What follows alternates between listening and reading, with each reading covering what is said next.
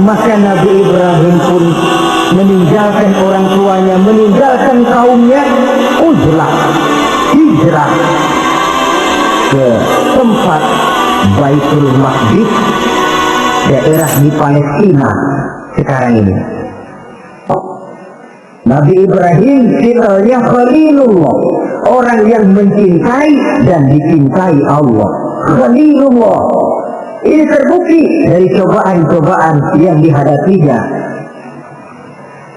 Pertama, dari perkawinannya dengan Siti Hajar, dengan Siti Sarah maksud saya, beliau tidak dikaruniai seorang anak pun. Umur sudah lanjut.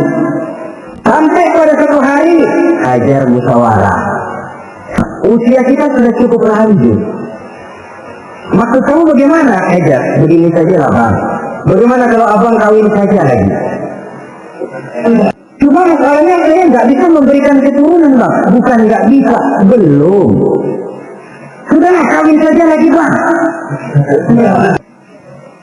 Sampai ketika didesak kata Ibrahim, ya kalau itu yang Sarah Hajar mau, iya kan, jadilah saya mau kawin lagi dengan syarat kau yang mencarikan istri untuk saya itu. Oleh Siti Hajar dipilihkan Siti Sarah. Kawinlah Nabi Ibrahim dengan Sarah. Dari Sarah ini beliau dikaruniai seorang putra bernama Ismail alaihi salam. Nah, cobaan datang untuk menguji Khalilullah ini.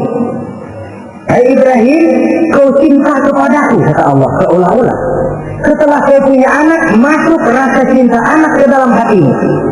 Allah mau buktikan mana cintamu yang lebih besar, kepada anakmu atau kepada aku, kata Allah. Maka turun perintah untuk menyembelih anaknya sendiri. Ketika Ismail sedang lucu-lucunya dalam tidurnya, mimpi turun perintah, ya Ibrahim ufri binuzrika. Hai Ibrahim, bayar nazarmu. Nazar? Iya. Apa nazar? Dulu pernah ngomong apa, ingat nggak? Jangankan cuma kambing, onta, anak pun kalau punya disuruh potong, saya potong. Dianggap nazar. Bayar nazarmu, potong anakmu. Dipikirin siangnya, semalam itu benar-benar perintah Allah atau cuma mimpi? 3 malam berturut-turut mimpi sampai beliau yakin ini memang benar perintah Allah dan dilaksanakan dengan murah hati. Pagi-paginya bilang kepada Siti Sarah, Sarah, Ismail mandikan, berikan pakaian yang baik, saya mau bawa pergi dia. Berangkatlah anak beranak ini menuju salah satu bukit di daerah Mina. Ketika duanya sudah mau berangkat, iblis ribut. Hei Ibrahim, kau lihat anakmu di belakang itu, kecil, lucu-lucunya, masa anak begitu mau dipotong? Tega kamu Ibrahim. Ini perintah Allah, gak ada urusan sama ini. Iblis, waduh mantap juga nih.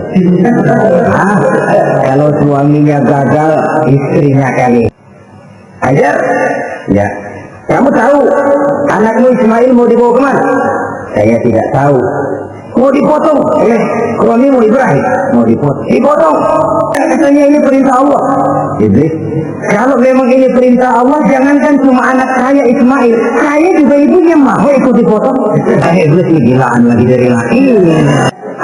Ismail nih masih kecil kali ini.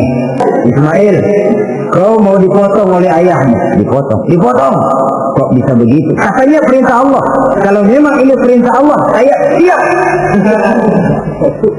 Iblis mau ngomong lagi, Nabi Ibrahim Ismail ngambil batu disambitin Iblis. Izhab ya na'i, pergi, laknat terkutuk kamu. Nyambitinnya itu sampai sekarang jadi ikutan dalam salah satu pelaksanaan ibadah haji yang disebut Jumrah, melontar. Itu simbol permusuhan abadi antara manusia dengan iblis. Baru sampai di bukit yang dituju, Nabi Ibrahim buka kartu.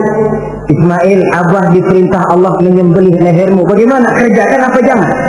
Kalau memang itu perintah Allah, kerjakan Abah. Insya Allah Abah akan menemukan saya termasuk orang sabar. Ini jawaban anak soleh. Saudara-saudara, sampai Nabi Ismail diganti oleh Allah dengan seekor kambing kibas. cobaan terhadap kecintaannya kepada Allah. Kau cinta aku, itu benar. Tapi setelah kau punya anak, rasa cinta anak masuk ke dalam hatimu. Mana lebih besar, cintamu kepada anakmu atau cintamu kepada aku, kata Allah. Terbukti cintanya kepada Allah lebih besar daripada cintanya kepada anaknya.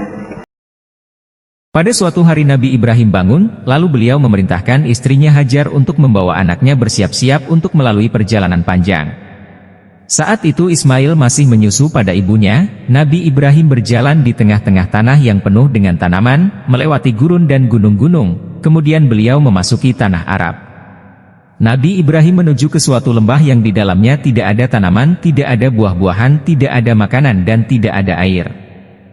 Lembah itu kosong dari tanda-tanda kehidupan, lalu beliau menurunkan istrinya dan anaknya dari atas punggung hewan tunggangannya. Mereka dibekali dengan makanan dan sedikit air yang hanya cukup untuk kebutuhan 2 hari saja. Terlihat beliau hendak meninggalkan mereka di sana. Ketika Nabi Ibrahim hendak pergi, istrinya bertanya, "Wahai Ibrahim, kenapa kamu akan pergi dan tinggalkan kami di sini? Padahal tempat ini gersang, tidak ada sesuatu pun." Nabi Ibrahim diam saja, sampai Hajar mengulangi pertanyaan yang sama tapi beliau tetap tidak menjawab dan bergegas pergi meninggalkan mereka. Akhirnya istrinya pun memahaminya bahwa tindakan ini adalah perintah dari Allah Subhanahu wa Ta'ala. Nabi Ibrahim terus berjalan menuju ke atas bukit tinggi, lalu mengangkat kedua tangannya untuk berdoa kepada Allah Subhanahu wa Ta'ala. "Ya Tuhan kami, sesungguhnya aku telah menempatkan sebagian keturunanku di lembah yang tidak mempunyai tanam-tanaman di dekat rumah Engkau, Baitullah yang dihormati." Al-Quran Surah Ibrahim ayat 37. Nabi Ibrahim meninggalkan istri dan anaknya yang masih menyusui di padang Sahara yang panas terik dan tandus. Hajar yang menyusui Ismail sudah mulai merasakan kehausan. Setelah 2 hari berlalu habislah sudah bekal air dan makanan, keringlah sudah air susunya, sehingga saat itu mereka merasakan kesulitan yang luar biasa. Ismail mulai menangis karena kehausan. Maka Hajar bergegas meninggalkan Ismail untuk mencarikan air. Sampai menaiki suatu bukit yang bernama Syafa. Sambil meletakkan kedua tangan di atas keningnya untuk melindungi kedua matanya dari sengatan matahari, ia mulai mencari-cari sumber air atau orang yang bisa menolongnya, namun harapan itu tinggal harapan. Lalu ia pun turun lagi dari bukit tersebut, dan ia mulai berlari-lari melalui suatu lembah sampai menaiki suatu bukit lagi yang bernama Marwah. Tetapi ia tidak dapat menemukan sumber air atau apapun, lalu ia bergegas turun dari bukit untuk menemui anaknya, Ismail yang kedapatan masih dalam keadaan menangis kehausan. Dan rasa hausnya pun ikut bertambah. Lalu bergegas lagi ke bukit Syafa kembali tidak menemukan sesuatu apapun. Kemudian dia berlari lagi turun melewati lembah menuju bukit Marwah juga tidak menemukan sesuatu apapun. Ia bolak-balik pulang pergi dari bukit Syafa ke bukit Marwah sebanyak 7 kali. Setelah itu ia berlari menghampiri Ismail dan ia duduk dalam keadaan letih di sisi anaknya yang masih menangis. Di tengah-tengah situasi yang sulit ini, Allah Subhanahu wa Ta'ala menurunkan rahmatnya. Ismail yang dalam keadaan menangis, memukul-mukulkan kakinya di atas tanah, lalu memancarlah air di bawah kakinya. Dengan sangat sukacita, Hajar membuat kubangan kecil agar air itu mudah terkumpul, dan mudah untuk mengambilnya. Ia bersyukur kepada Allah Subhanahu wa Ta'ala, dan ia pun meminum air itu bersama Ismail. Pancaran air itu tidak berhenti keluar sehingga kehidupan tumbuh dan bersemi di kawasan itu. Kafilah musafir mulai berdatangan dan tinggal di kawasan itu. Tidak berapa lama Nabi Ibrahim pulang dari perjalanan dakwahnya, dan bersyukur kepada Allah Subhanahu wa Ta'ala yang telah memberikan karunia yang besar kepada umatnya. Melihat Ismail mulai tumbuh besar dan Ibrahim sangat menyayanginya. Lalu Allah Subhanahu wa Ta'ala mengujinya kembali dengan ujian yang sangat berat. Lewat sebuah mimpi ia diperintahkan untuk menyembelih Ismail anaknya. Mimpi ini membuat hatinya bergejolak, tapi ia tidak menolak perintah Allah Subhanahu wa Ta'ala itu.